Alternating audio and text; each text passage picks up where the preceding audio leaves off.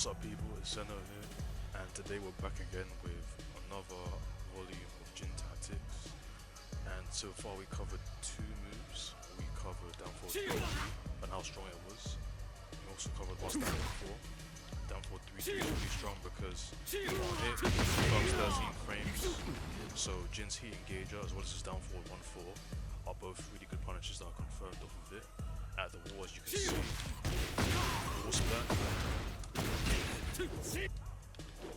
And while standing 4, very quick poke, plus A, pretty much confirms forward 4 on counter if someone can to mash right there. And also it just makes you very harder to step at plus A, of course. As I mentioned before, in that video where I covered while standing 4, ideally if you get this poke connected at plus 8, I know it's plus 8 on normal hit as well. Let me take off the counter hit, just so that we don't have any confusion. So it's plus 8 on normal hit, and I always say it's better to go forward 4 on connection because at least if you trade, you're getting an 8 frame counter hit launcher instead of like standing 4, which of course gets the heat engager on counter hit, but think about it, forward 4 is less able to be countered at plus 8 than standing 4 is. You can simply duck standing 4. But yeah. Now today we will cover a string should I say, that Jin has that's quite well known I'd say amongst most Jins, but I feel like there are layers to it that aren't always expounded upon. And that's the infamous back to 1 string. Now at face glance, it's only plus 2 on hit, so it doesn't have that much of a frame advantage. And then when you put Jin to block, it's minus 9, so his turn's completely given up. Now some might say, okay, if that's the case, why is this move so strong? Well, firstly, it's a safe mid string. Not many of those in these games. And the fact that you can simply just do back 2 alone, which is neutral on hit, means you still have advantage if it does connect. And that's where the beauty of the string becomes prominent, because not only is the string, as we just showed, 2 parts of it, but it's also delayable. Very delayable. Either very quickly or delayable. And this is so strong because naturally in Tekken, if you can get a hang of someone's timing, you can better counter them, whether that be the timing I like to do forward 2. Why do I keep going to Zen? That's weird. So for instance, that could be jabbed out of if someone has the timing. If I like to do 1 down 3, so electric, someone can get my timing on that and simply just step it. But the beauty of back 2 1 is it's a move that tracks quite well to both sides. So I'm going to put Jin to action after block is to simply sidestep right? Because Jin's weak side is sidestep right. So, you see that? Of course you can step it cleanly if you're ready, but if I mash it, it's very hard for me to step it consistently.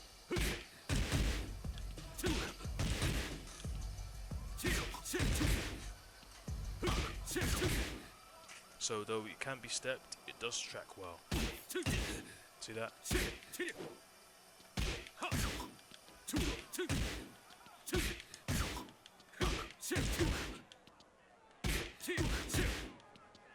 And because it's delayable, you can actually mix up the timing pretty effectively.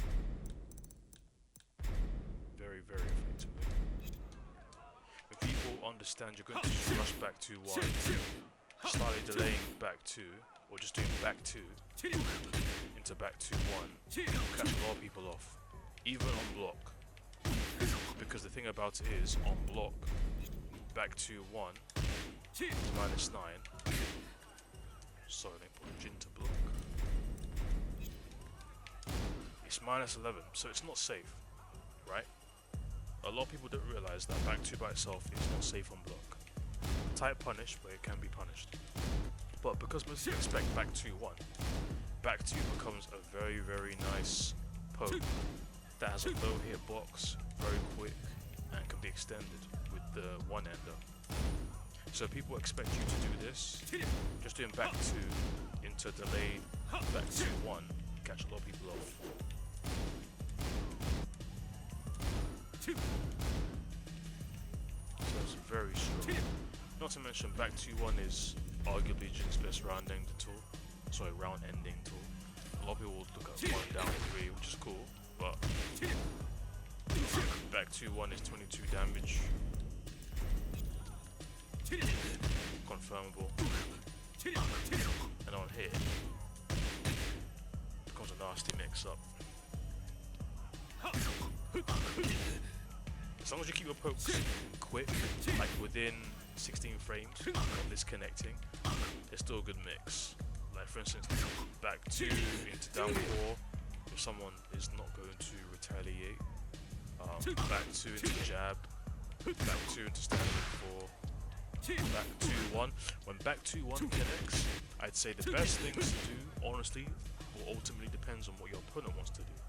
Now, a lot of people, when they actually get by this, more like to look to sidestep, maybe even hop kick you. So sometimes I'd say the best thing to do is to go for a quick down forward 1 check and see what they do, or down forward 3, because down forward 3 is 12 frames. So if this connects, that becomes basically 10 frames.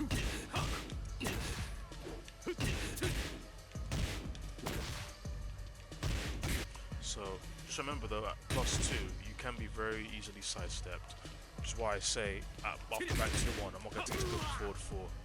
It's too easily steppable. If I make Jin side walk right, you'll see what I mean. So I'm going to allow it, so I do back 2-1 into forward 4, and then back 2-1 into a jab. So that can be stepped. You see that? Down 4. When people like to try and sidewalk you, down 4 is a good option. Also, as we know, Jin has a 13 frame home in move with standing 4. So standing 4 is another great option after this move. Especially people like to sidestep to an immediate move. As people like to do a Jin, sidestep up kick or sidestep right duck to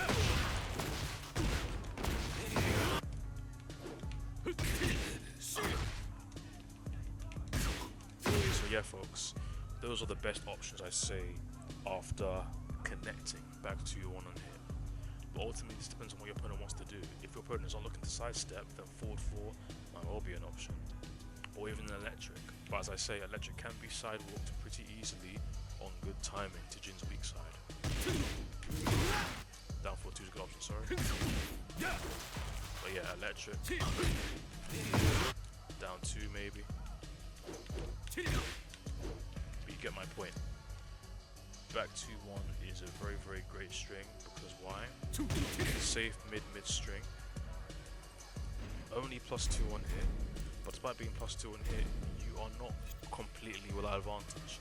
At +2 frames, you can step, you can backdash. There's many things you can do at plus frames. A lot of people always think, if I'm plus, maybe I should attack. Like yeah, I could go down 4 here, or standing 4 here. But if my opponent reads that I like to attack, and I switched it up by simply just backdashing away, then I can probably get them off timing. Like I'll show you an example with a follow-up after back 2-1 that we saw earlier that could be countered by a sidewalk if I was to attack immediately after. So what I'll do is I'll put Jin to sidewalk right after being hit, and I'm going to do a jab right as we saw. You can sidewalk that pretty easily. But what happens if I simply just backdash away? Yeah, I whiffed the electric, but at the very least, if he wants to then retaliate after a sidestep, right, or a sidewalk, right, I'd have more leverage to do so. See, backstep to forward 4, and if he decided to attack me in that moment, he'd be countered.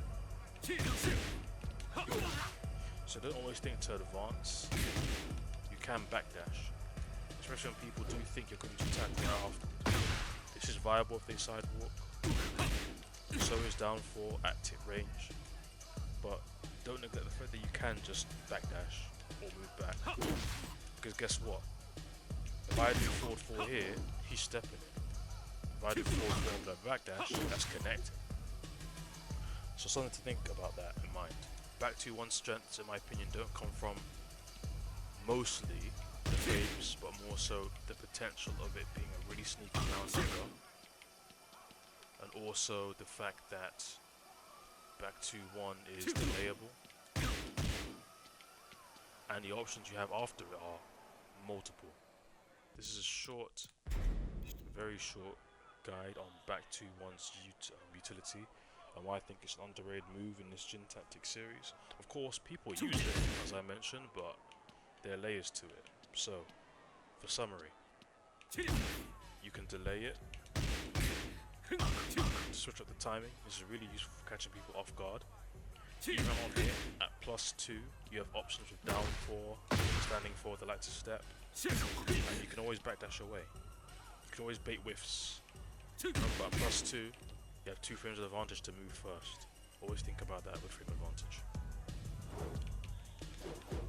Not to mention, back 2 by itself is a really nice poke that you can mix back 2-1. Why? Because even though on block, this move back 2 alone is unsafe, people expect back 2-1. So back 2 to back 2-1 can be really good for catching people. For instance, can be really good on that. So yeah, do the strengths of back 2-1. If you have any other guidance or more knowledge on back 2-1, please let me know. I'd say I do use the move well, but obviously it's a move that can always be optimized, and I will say I've only covered back 2-1 in regards to it being a neutral, not as a float as people do know, or as a carry option if you're mid combo, but I feel like that's more self-explanatory than its utility in neutral. So where the layers come in. I think of the mix up between this.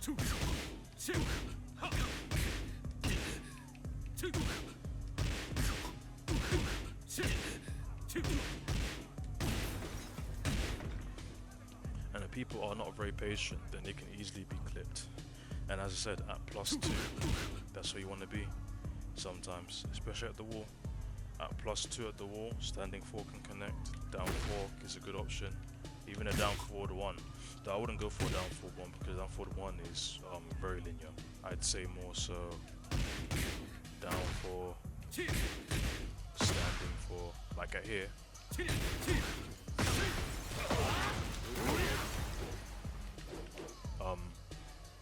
Standing 4 wall splat, and that becomes what, an 11 frame move. So yes people, I'm not waffling, this is back 2-1. Hope you guys found this useful to some degree. Let me know in the comments if you did. And I'd say there's probably maybe I think 1 more move I'd like to cover in this series, or 2 more. But as I said, they're a bit more unorthodox. The next 2 I think I have up. But yeah, back 2-1 is a bit more obvious that people know, especially Jins. But as I said, I thought it's a move that's not really utilized a lot by Jins. We see a lot of 4-4, electric, you know, down 2, even down 4, which is why I never cover down 4, because down 4 is really self-explanatory. But yes, thank you guys for watching. I hope this was useful, and I'll catch you guys on the next video.